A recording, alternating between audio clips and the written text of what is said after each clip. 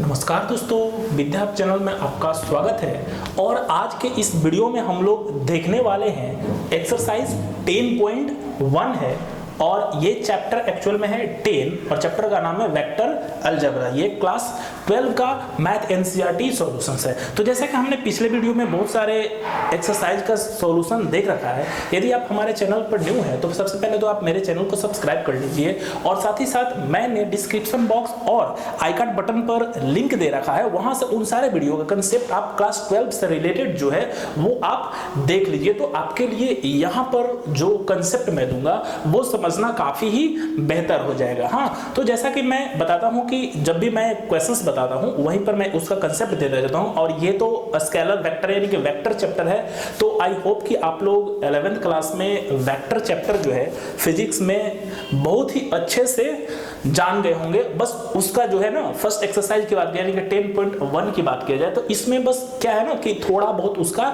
Uses दिया हुआ, तो बहुत आसानी से जो है आपको समझ में आ जाएगा। बस आपको करना क्या है कि वीडियो को बिना स्किप किए हुए आपको बहुत ही अच्छे से देखना है। हाँ, थोड़ा सा भी वीडियो को स्किप नहीं करना है। और चैनल पर आप न्यू है तो चैनल को सब्सक्राइब करिएगा, वीडियो अच्छा लगेगा तो इसे लाइक भी कीजिएगा। और मैथ से रिलेटेड जो भी आपका प्रॉब्लम हो उसे आप हमें हमारे कमेंट बॉक्स में अपडेट करिएगा, या फिर आप मेल बॉक्स में आप हमें मेल कर सकते हैं, या फिर मेरा व्हाट्सएप नंबर दिया है वहां से आप क्वेश्चंस को पूछ सकते हैं। और साथ ही साथ यदि आपने मुझे इंस्टा पर फॉलो नहीं किया है तो इंस्टा को भी आप फॉलो कर लीजिए, क्योंकि इंस्टा पर से भी बहुत सारा अपडेट आते रहता है। तो देर न करते हुए आते हैं आज के इस हम लोग वीडियो पर।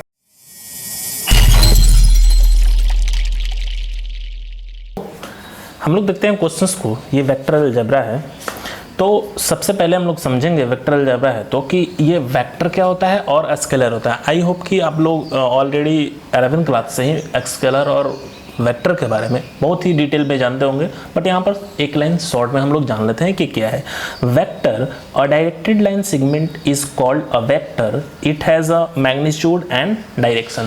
तो सिंपली यदि बात किया जाए वेक्टर का, तो वेक्टर में मैग्नीट्यूड और डायरेक्शन जो है वो दोनों होता है। हाँ, और कोई भी यदि वैल्यू है उसको यदि वेक्टर के फॉर्म में हमें डिनोट करना है तो कुछ इस तरह से हम लोग डिनोट करते हैं। हाँ, वेक्टर है यानी उसके ऊपर एरो लगा दीजिए, वो आपका वेक्टर हो जाएगा। ठीक है, तो ये वेक्टर का सिंबल है यानी कि एरो की तरफ से, और ये वैल्यू जो है वो इनिशियल पॉइंट इसको बोला जाता है। हाँ, स्टार्टिंग के पॉइंट को इनिशियल और जो फाइनल होता है उसे हम लोग बोलते हैं terminal point.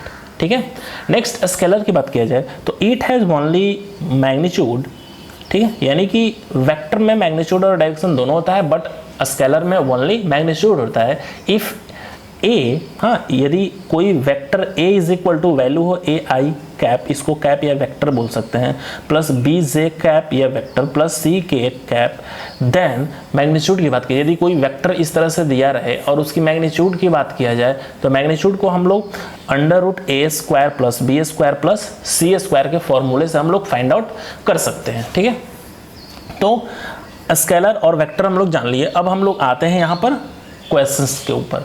Questions number first है ये, ठीक है, यानी कि 10.1 का ये क्वेश्चंस नंबर फर्स्ट है। रिप्रेजेंट ग्राफिकली और displacement of 40 kilometre and 30 degree east of north. हाँ, यानी कि हमें एक डिस्प्लेसमेंट को ग्राफिकली रिप्रेजेंट करना है जिसका वैल्यू क्या है, तो वैल्यू है 40 किलोमीटर होना चाहिए और होना चाहिए 30 डिग्री ईस्ट ऑफ नॉर्थ। हाँ, तो सबसे पहले हमें क्या बनाना होगा कि एक ग्राफ यानी कि एक जो डायरेक्शन होता है वो हमें बनाना होगा। तो हम देखिए बना लेते हैं यहीं पर। आप लोग एग्जाम में यदि आता है तो पेंसिल से बनाइएगा इसको अच्छे से।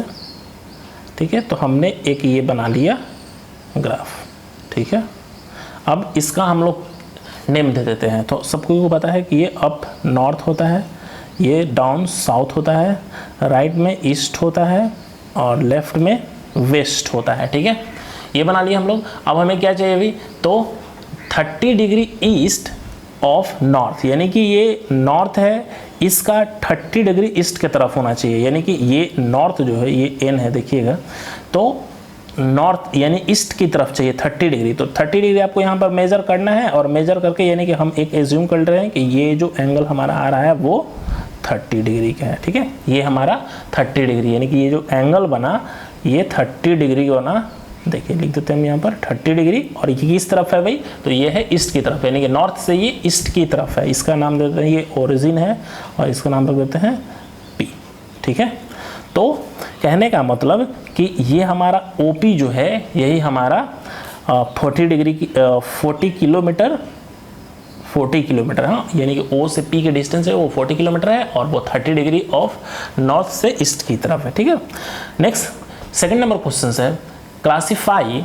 ठीक है, देखिएगा ध्यान से, classify the following measures as a scalar and vector. हाँ, यानी कि हमें इसमें डिनोट क्या करना है, तो इसमें हमें डिनोट करना है स्केलर एंड वेक्टर क्वांटिटी को, यानी कि बताना है फाइनली ना कि कौन सा स्केलर क्वांटिटी है और कौन सा वेक्टर क्वांटिटी है। बहुत ही इजी है, देखिएगा ये 10 kg है। हाँ, तो सबसे पहले पता कर लेते हैं ये 10 kg, तो kg हम लोगों को पता है kg किसका यूनिट है भाई, तो kg जो हमारा यूनिट है वो है हमारा मास का यूनिट है। ठीक है, और हम लोग ऑलरेडी जानते हैं कि मास जो होता है वो स्केलर होता है, तो मास जब स्केलर होता है तो ये 10 kg भी क्या हो जाएगा, तो स्केलर हो जाएगा, तो हम लोग लिख लेते हैं कि स्केलर। ठीक है, नेक्स्ट 2 मीटर नॉर्थ। हाँ, 2 मीटर नॉर्थ वेस्ट की बात कर रहा है। देखिए तो यहाँ पर मैग्नीट्यूड यानी कि 2 मीटर मैग्नीट्यूड तो दिया हुआ है, और साथ ही साथ इसका डायरेक्शन भी दिया हुआ है ना कि ये कैसा है भाई, डायरेक्शन इसका क्या है, तो नॉर्थ वेस्ट है। तो जैसे मैग्नीट्यूड और डायरेक्शन दोनों मिल जाता है,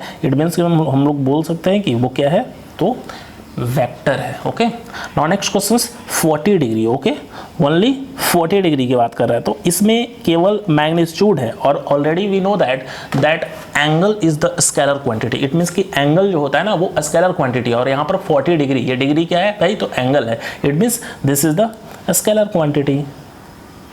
okay, now next question 40 watt. हाँ, 40 watt and watt, we know that watt इसके साथ लगा हुआ है, और वाट जो होता है वो पावर का यूनिट होता है। हाँ, और पावर इज स्केलर क्वांटिटी, तो पावर स्केलर क्वांटिटी होता है, तो ये 40 वाट जो है वो भी स्केलर क्वांटिटी हो जाएगा। बस वन लाइनर है, लिख देना है ऐसे।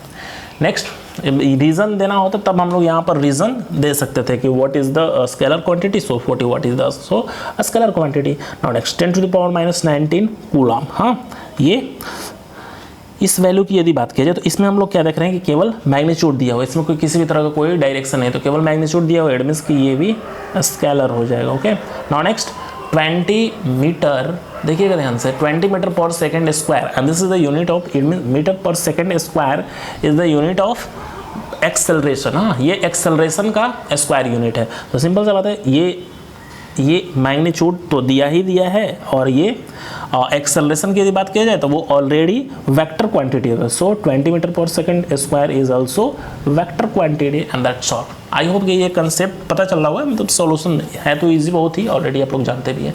नाउ नेक्स्ट देखा जाए, नेक्स्ट थर्ड नंबर क्वेश्चन है classify the following as scalar and vector quantities. अब इसमें भी क्या करना है, स्केलर एंड वेक्टर क्वांटिटीज को ही हम लोग क्लासीफाई करना है।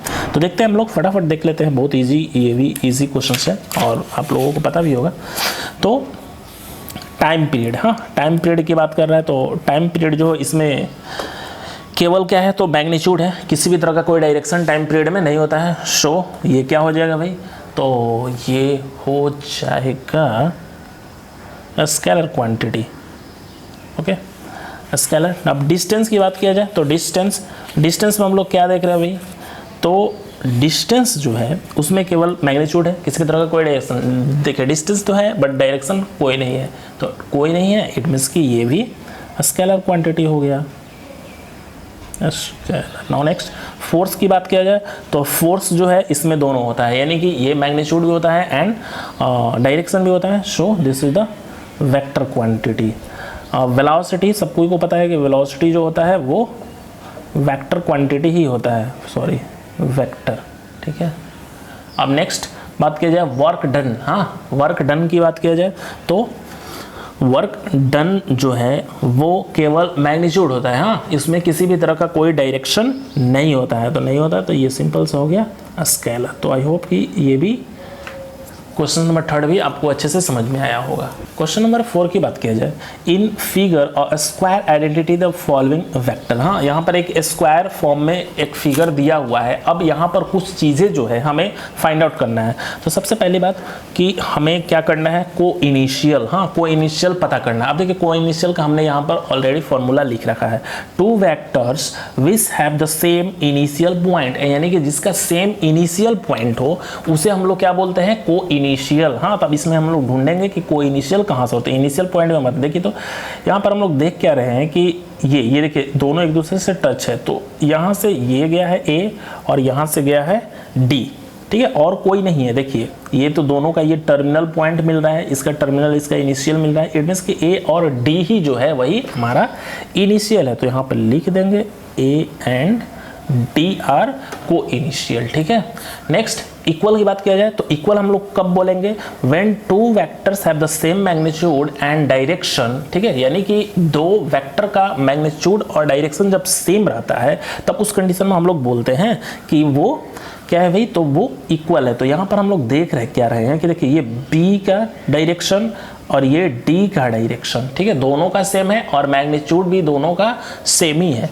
तो इस कंडीशन में हम लोग बोल दें कि ये दोनों जो है आपस में इक्वल है। इट मीन्स कि इसका आंसर क्या हो जाएगा, बी एंड डी, ठीक है। नेक्स्ट थर्ड नंबर है collinear, collinear but not equal. हाँ, कोलिनियर तो होना चाहिए लेकिन इक्वल नहीं होना चाहिए।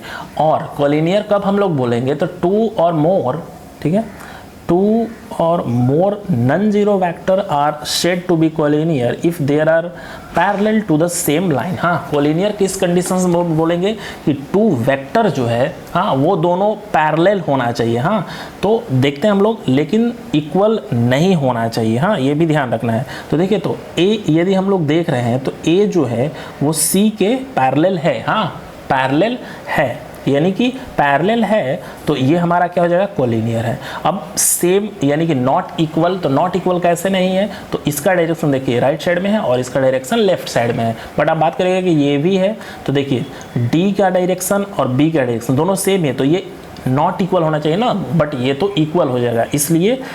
इसलिए ए और सी ही होगा, कोलिनियर है बट नॉट इक्वल। तो the answer of this question A and C, यानी कि इसका आंसर क्या हो जाएगा, ए एंड सी हो जाएगा। Okay, now next question answer, ये 5th नंबर क्वेश्चन है, this is the last. Answer the following as a true or false. हाँ, यानी कि ट्रू और फॉल्स हमें बताना है। तो क्वेश्चन नंबर फर्स्ट है A and minus A R collinear. हाँ, यानी कि ए एंड माइनस ए। अब थोड़ा सा मतलब इसका समझ लेते हैं कि ए और माइनस ए और माइनस ए कहने का मतलब कि एक ए वेक्टर इधर से गया है, तो माइनस ए कहने का मतलब कि दूसरा इस तरफ से आया हुआ है, ये माइनस ए हो गया अपोजिट डायरेक्शन में, ठीक है। तो सिंपल सा बात है, वो कोलिनियर हो जाएगा। हाँ, तो यानी कि कोलिनियर होने के लिए केवल पैरेलल होने का कंडीशन होना चाहिए। तो पैरेलल है तो इसलिए ये क्या हो जाएगा भाई, तो ये हमारा हो जाएगा true. Okay, now next second number, इसकी बात किया जाए तो ये है two collinear vector are always equal in magnitude. कह रहा है कि दो कोलिनियर वेक्टर जो है वो हमेशा इक्वल मैग्नीट्यूड में रहता है। तो ये कंपलसरी नहीं है, हाँ, कि जो कोलिनियर है उसका मैग्नीट्यूड भी इक्वल होगा, बस ये ध्यान में रखो, ये हो जाएगा false. Okay, now next c number third number की बात करें, two vector having the same magnitude, यानी कह रहे हैं कि दो वेक्टर है जिसका सेम मैग्नीट्यूड है, मैग्नीट्यूड सेम है, तो क्या वो कोलिनियर होगा? बिल्कुल नहीं, ऐसा नहीं है कि ये वो यदि सेम मैग्नीट्यूड होगा तो वो कोलिनियर होगा।